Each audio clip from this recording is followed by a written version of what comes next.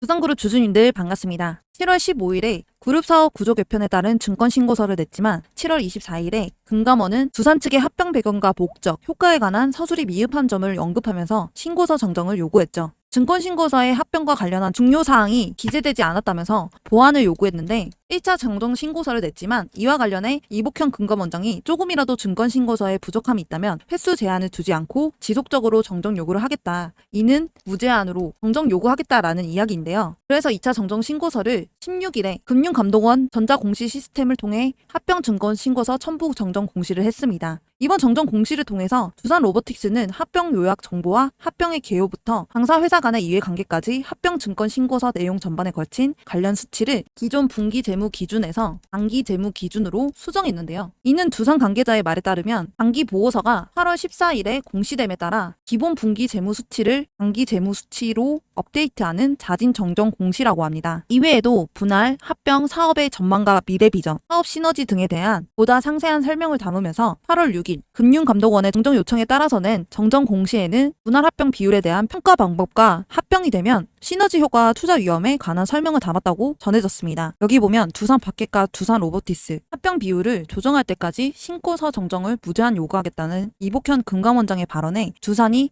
효력 연기로 대응한 것이다 라고 하는데 제가 앞서 말했듯이 부족함이 있다고만 이야기했지 합병 비율을 조정하는 건 아닙니다. 회사의 주요 의사결정은 주주총회에서 최종 결정될 사안이고 금융감독원은 이에 대한 검사 권한이 없으며 주주들의 투자 판단에 필요한 정보가 충실히 제공될 수 있도록 증권 신고서를 심사하고 필요시 정정 요구하고 있다. 따라서 합병 비율을 조정할 때까지 신고서 정정을 무제한 요구하겠다는 사실과 다르므로 보도에 유의해달라고 이야기했는데요. 여기 보면 기본 원칙은 최초 증권 신고서 제출이 시 부족했다고 생각하는 부분, 즉 구조 개편의 효과, 의사결정 과정, 그로 인한 위험 등에 대해 주주들의 의사결정에 필요한 정보가 기재되어 있는지 보는 것. 그러니까 금감원장이 합병 비율이 마음에 들 때까지 고치겠다가 아닌 주주님들의 이해하는 부분이 좀 맞지 않겠다고 생각하면 보다 쉽게 이해할 수 있도록 내용을 정정 요구한다는 것입니다. 그렇기 때문에 헷갈리시면 안 됩니다.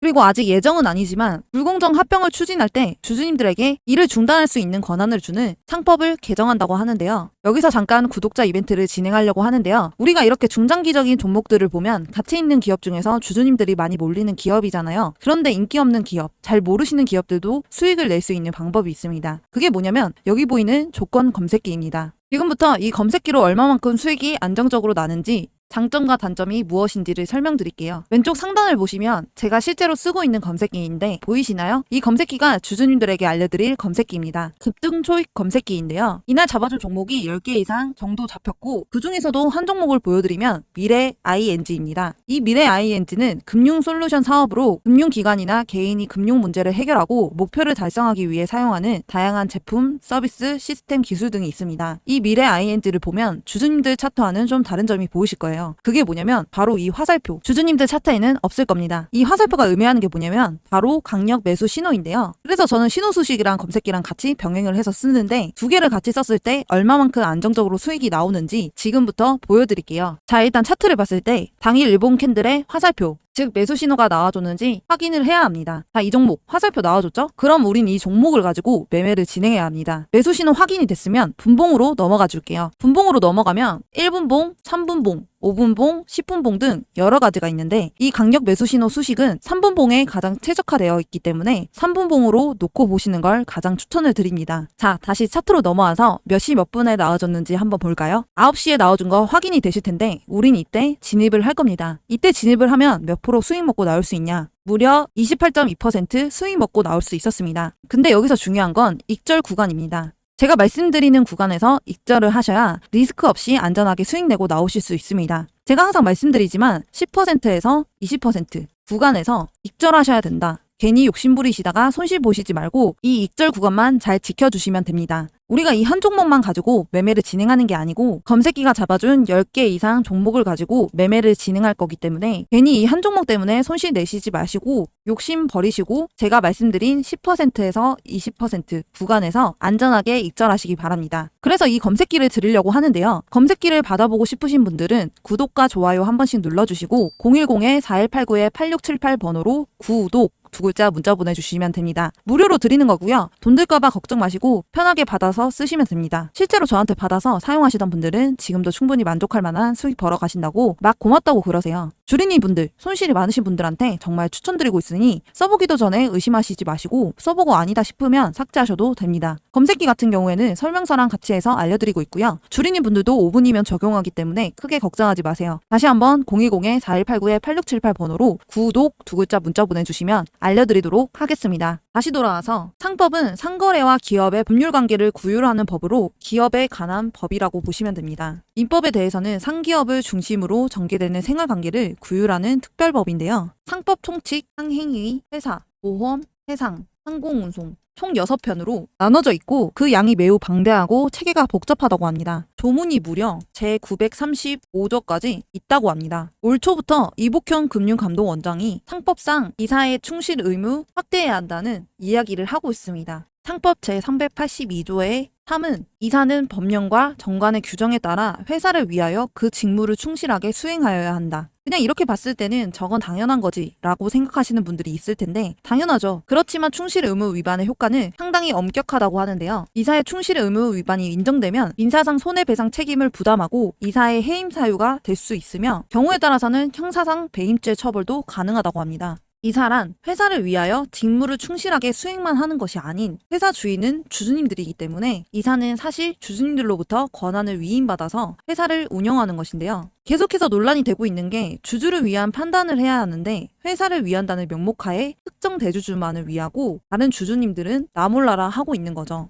그동안의 법원에서는 이사는 회사에 대해 충실히 부담하는 것이고 주주에 대해 충실 의무를 부담하는 것은 아니라고 보고 있었대요. 그래서 특정 대주주들이 의사결정만을 내리는 상황이 반복되었대요. 그것이 일반 주주님들에게 손해가 되는 결정이었어도 항상 이야기하는 건 회사의 미래를 위한 판단이었다고 주장하면서 책임을 면할 수 있었다고 합니다. 거기다가 회사의 경험과 관련된 의사결정이 위법한 것인지를 판단하는 과정에서 경영판단의 원칙이라는 것이 적용되기 때문에 이사들의 의사결정이 잘못되었다고 책임을 묻기가 어려웠대요. 최근 논란이 되고 있는 두산 바켓 그리고 두산 로보틱스 간의 주식 교환 이런 것들이 모두 이사의 결의로 이루어진 것인데요. 그래서 이복현 금융감독원장이 이야기한 대로 주식회사 이사들이 주주에 대해서 충실 의무를 부담하는 것은 법이 개정되고 나면 이사가 주주에 대해서도 충실 의무를 부담하기 때문에 특정 대주주만을 위한 결정을 내리는 것을 충실 의무 위반으로 규율할 수 있게 되는 겁니다. 그러면 정부에서 추진하고 있는 한국 증시 밸류업을 위해서라도 꼭 필요한 조치라는 것이죠.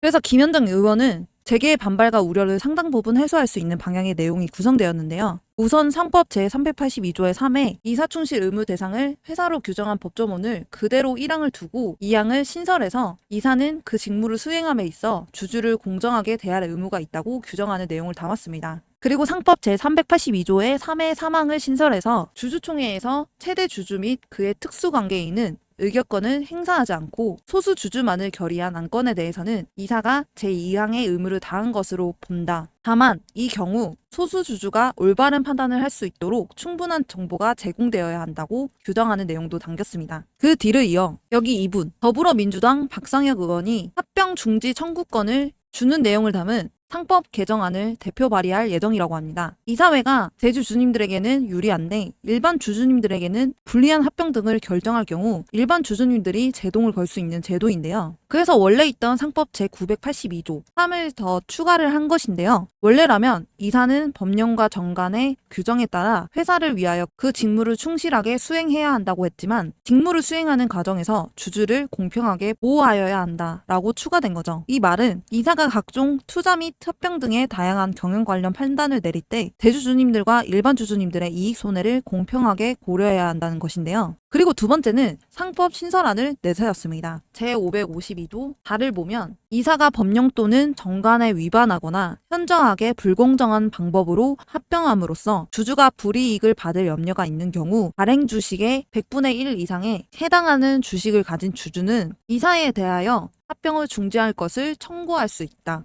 말 그대로 불공정 합병을 1% 이상의 주식을 보유한 주주님이 합병 과정을 중지시킬 수 있다는 내용인 거죠. 그러나 합병 중지 청구권의 경우 주주총회에서 합병 승인을 결의하기 전에 행사할 수 있다고 합니다. 552조 5는 회사 또는 발행 주식 총수의 100분의 1 이상이 해당하는 주식을 가진 주주는 합병 비율을 산정 방법 및 그 적정성을 조사하기 위하여 제552조 1항의 주주총회 전 법원에 검사인 선임 청구할 수 있다. 일반적으로 경영진은 합병을 추진할 때 비율 결정 배경과 합병 이후 주주가 얻게 되는 실익 등을 제시해야 하는데 그것들을 모두 얼렁뚱땅 넘기는 경우가 많이 있습니다. 당연히 주주님들의 얻는 이익이 없으니 어떻게 제시를 할 수가 없는 부분인 거죠. 하지만 이 상법이 개정이 된다면 일반 주주가 3자인 검사인을 선임해서 경영진이 제시한 적정성을 검증할 수 있게 되는 겁니다. 그리고 제552조 6은 합병으로 인하여 소멸하는 회사의 이사는 합병 비율을 결정할 때 주주가 손해를 입지 않도록 주의를 기울여야 하며 이사가 고의 또는 과실로 그 임무를 게을리할 때에는 주주에 대하여 손해를 배상할 책임이 있다. 법원이 선임한 검사인이 악의 또는 중대한 과실로 인하여 그 임무를 해태한 때에는 회사 또는 주주에 대하여 손해를 배상할 책임이 있다. 이것 또한 말 그대로 일 제대로 안 하고 게을리하고 뭔가 회사에 매수되어졌거나 적정성 검사를 제대로 안 한다면 주주님들에게 배상하라고 하는 거죠. 다 이런 상법 개정한다는 이유가 뭐겠습니까? 지금 논란이 많은 두산 합병이죠.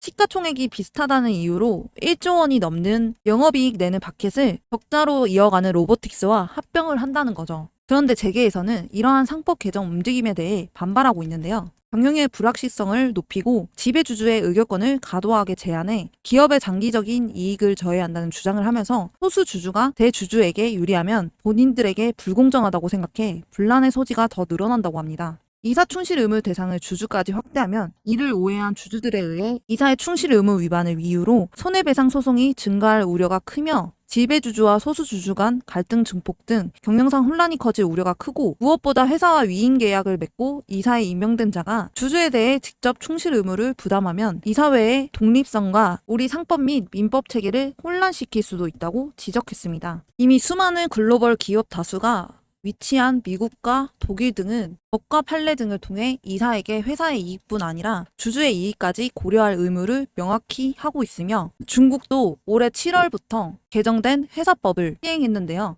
그래서 이 개정 회사법을 통해서 이사가 지배주주나 실제 지배권자의 지시에 따라 회사 또는 주주의 이익을 해칠 경우 손해배상을 책임지도록 하고 있다. 현행외상투자법 시행 전에 중에 합작 기업의 경우 이사회가 최고 권력 기관이었으나 외상투자법이 시행되면서 회사 기관에 대한 일원화가 이뤄지면서 주주회가 최고 권력 기관이 되었다. 그리고 반면 국내는 법도 판례도 빈약하대요. 국내에서는 지배주주가 임원일 경우 자신이 주주총회에서 결의하는 것과 관련해 하급심에서 무효 판결이 나긴 했지만 그 외에 합병 등 대주주와 이해관계가 엇갈릴 수 있는 경영 판단 시 대주주가 의결권을 행사하는 것과 관련해서는 구체적인 규정이나 판례가 없다고 해요. 그래서 경북대 법학전문대학원 이상원 교수가 이렇게 말을 했어요. 미국은 판례를 통해 이사가 주주에 대한 충실 의무를 갖고 있다는 것이 워낙 확고하기 때문에 조문이 더 명확하지 않아도 되지만 우리나라에서는 일반 주주 보호가 제대로 되지 않기 때문에 보다 명확한 조문이 필요한 상황이다 라고 이야기를 했는데요. 지금까지 상장회사 합병이나 분할 등의 이슈가 발생하면 비율이 결정되는 순간과 동시에 누가 이익이고 누가 손해인지 너무나도 명확하게 구분이 되죠. 지금 당장 두산 합병만 하더라도 회사 오너만 이익 보는 게 확실한데 이 상법 개정안이 통과가 되었으면 좋겠습니다. 이 두 찬성 반대의 주주님들의 생각은 어떠신가요? 댓글로 적어주시면 감사하겠습니다. 자, 제가 여러분들한테 이벤트를 하나 준비를 했어요. 무슨 이벤트냐? 바로 구독자 퀴즈 이벤트예요. 제가 한번 문제를 내볼게요. 2차 전지 관련주에 영향을 주는 미국 시장 전기차 대장주는 1번 록히드 마틴, 2번 테슬라, 3번 엔비디아, 4번 애플. 그래서 정답을 아시는 분은 아래 번호로 정답만 숫자로 적어서 보내주시면 됩니다. 그래서 정답을 맞추신 모든 분들께는 2차 전지, AI, 로봇 관련주 정보 자료집 플러스 8월에 히든 종목해서 같이 보내드릴 건데요. 밑에 보시면 정답을 맞추신 분들께 위의 종목 전부 보내드리도록 하겠습니다.